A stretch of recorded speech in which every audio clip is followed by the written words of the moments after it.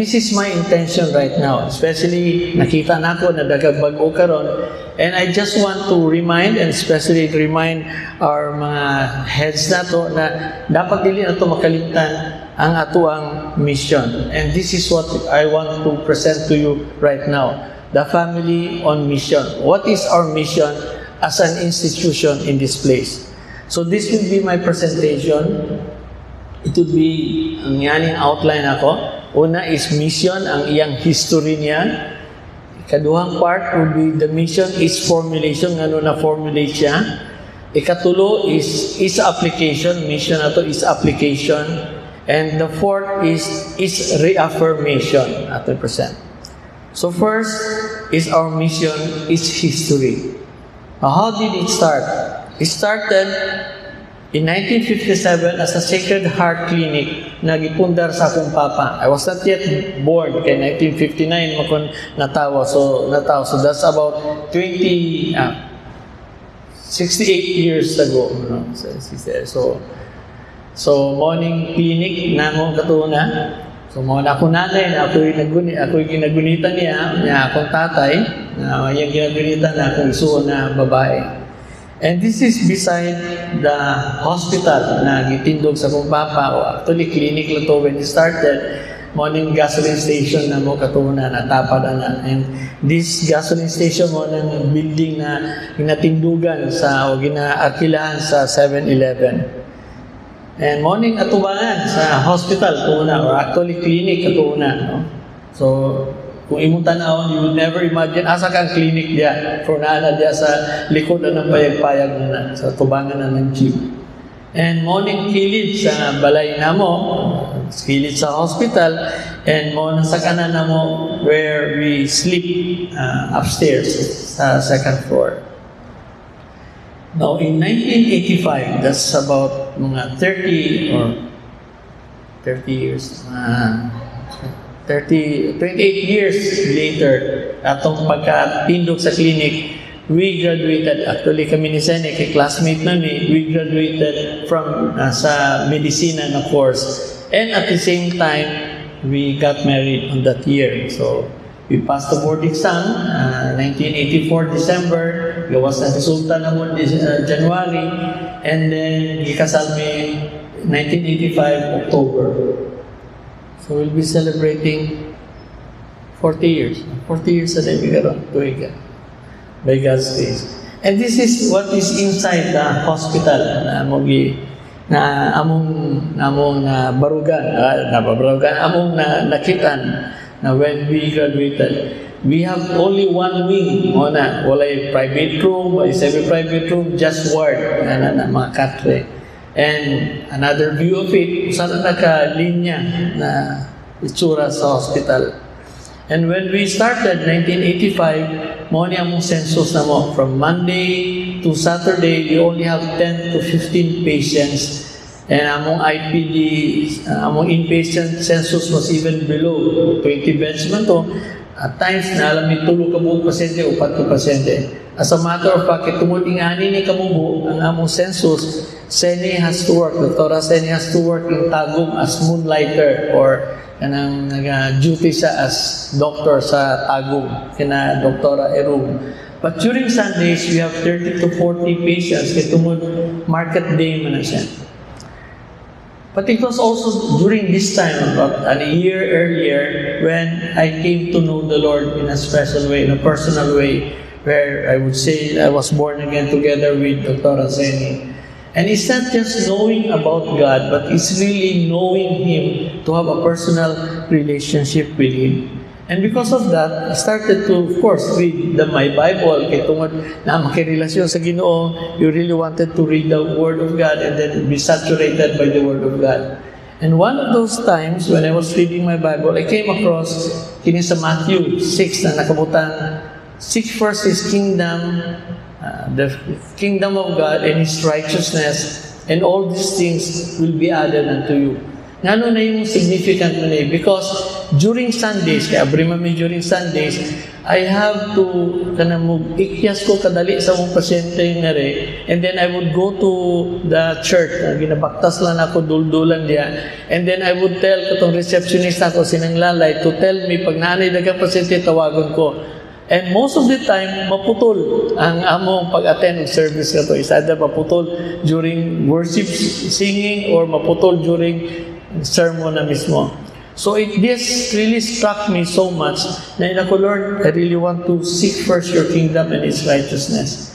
So what I did is I requested my father, hangyo ko sa kong papa pa, pwede ba pa na akong saradaan ng Domingo because I want it to be my rest day. And then he said, no, cannot be kay mo ng Sunday lang ang panahon na daghang kag pasyente, dili siya concerned na regarding sa mong kita, but rather, he wants me to be known by the people, kay start pa daw ko. So, mas mayon ng Sunday, imong abrihan, kay tungod mo ng daghang pasyente, aron mailhan ka. No, he was not concerned about the kita, but gusto niya aron mailhan daw ko niya, kay nagasugod pa daw ko practice. But I was insistent, ako pa, I really want to rest on a Sunday. Well, because of that, my father did not talk to me for 6 months.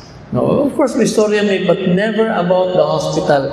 Kay he thought, ang iyang una-una katong panahon na to is that mali ito ako decision to close on a Sunday, considering na yung ato to census. But God is really so faithful. A year later, ang OPD census na mo from Monday to Saturday, instead na 15 lang ang pasyente at the most, I was already seeing 60 to 70 patients per day. Close on Sunday, o ang census na mukatuna, from less than 50%, it became 90%. So, if you would visit the hospital during that time, ingana na itsura niya. 100 to 120 patients per day, still close on a Sunday, and then the OPDs, and then the inpatient census went up to 120%. I was praying, contemplating on the favor of God. I said, Lord, you are so favorable to us. Grabe itong grasya na imong ginabubo sa mua. And I was contemplating on those things, thinking about those things. I remember katong pagbago sa Ginoo sa akong kasing-kasing. I think most of you know, dili na ko gusto ang medisina, but I've always wanted to take up fine arts. Mo dito ako gusto. The same way with Senny. She always wanted to take up basta about literature, about writing, mo din na yung gusto niya. But I was praying to God one time, and ako, Lord, you have to change my heart, kaya dili pwede na inganing klase akong attitude with regards to taking up my medicine. Mura ba ginabiralan na ako akong tiil, aron makapasal na ko sa exam, but I've never wanted to take up my course in medicine. But God has really changed me during my third year, sa akong third year sa akong pag-eskwela, nagibago niya ako kasing-kasing that I started to love going to school. I started to love reading my books, and then I started to kanang ganahan ako na mo examine ang mga pasyente, and there was really a change of heart in my heart. And then seeing also the favor na gihatag sa Ginoo na daghan kay mga pasyente, ako una, if God is just wanted me na mo dato lang, then may paghimo na lang ko niyang negosyante, mas dako ba kung kitaon rather than himo doctor. So God must have a purpose in my life na ngano gibago niya akong kasing-kasing, and at the same time ingani pabor iyang gihatag sa kuan. And because of that, we started to pray. Senny and I would be started to pray, Lord, tuloy dami, giyahi dami, tanawa daw kung asa dyan may padulong o sa dyan tuyo ni mo sa among mga kinabuhi. So that's the history of our mission. Now, it's formulation. Now, during that time, while we were praying, mo ni mga paghitabo na nakapalibot sa among sa panabog, sa lugar namo. Ay tulo ka scenarios, ay tuha ka panghitabo. Now, with regards to patients, kitungod primary hospital naman we have inadequate facilities. Laboratory lang, x-ray lang, unya. Other than that, wala na. So, because of that, if we have patients na kinalan, i-refer na mo sa dakong hospital, napansin na mo na mga pasyente na mo pagbalik nila, they would complain na grabe daw kayong charges sa Davao. And they would say, grabe kayo sila maningin, and then dili pa daw maayo ang service. So, muna na mo nakita na to. Na ikaduha is with regards to the staff. Kaya tungod primary hospital man ang dili magto case rates. Depende sa category sa imong hospital, depende po ng bayad sa ginatawag. Medicare pa man ang tawag katuna, dili pa man PhilHealth. So they have low reimbursement. And because they have low reimbursement, we barely could afford katong desire na ko nahatagag dagko na sweldo ang mga staff, especially with their benefits kay gamay ra man ang bayad. Now, of course, daghang pasyente OPD, pero OPD na may kinasaligan, and then usually professional fee naman. And then the third, na may rampang kay katuuna, is that grabe kayong anomalya. As a matter of fact, when you say you have a Medicare clinic, parang pananaw nila katuuna, kawatan juga. Ano yung pananaw nila? Naki-Medicare, kawatan ka. Marabag kung sa kuwan pagkaroon, kung nagtrabaho kang BIR, mingo sila, kurakot juga, or naka sa politiko, nang murakot juga. Pero, anak ko ng pananaw sa mga tao katuuna pag nakay Medicare. And because of that, we are praying, Lord, we want to expand, we want to do these things, maoning pangitabo, and Lord, help us na unsaon na mo pagpadagan sa hospital. With those three scenarios, maoning gusto na mong tubagon. First is we want to uplift our patients. We want to give them a kind of service na kung pwede lang na rin siya buhaton at an affordable price. Kaya tungod mo itong problema nila with regards to the patients, if they're brought to a bigger hospital, mahal naman kaya para sila. And then, secondly, is that we want to uplift our staff. Gusto na ko, Lord, my desire is kung pwede lang, mataga na mo benepisyo ang mga trabahante more than what the other institutions can give. Lord, give me that capacity that we can do that to our staff. Matagal na mo, kung kayano na mo. And then thirdly, because we want na mabuhat na mo tanang butang na makahatag lang maghimaya sa Diyos. Because I know, to do certain things, basig mag-compromise ko, Lord, do not allow us na mag-compromise may na madaot ang pangalan ni mo, Ginoo, tungkol sa among mga pagabuhaton.